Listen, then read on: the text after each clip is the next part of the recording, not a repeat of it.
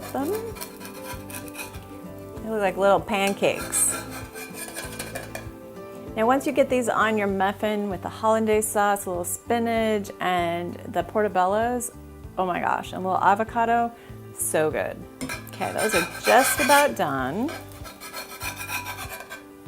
Okay, so my eggs are looking good. I'm gonna take and remove those and let them cool a little bit while we get our hollandaise sauce made.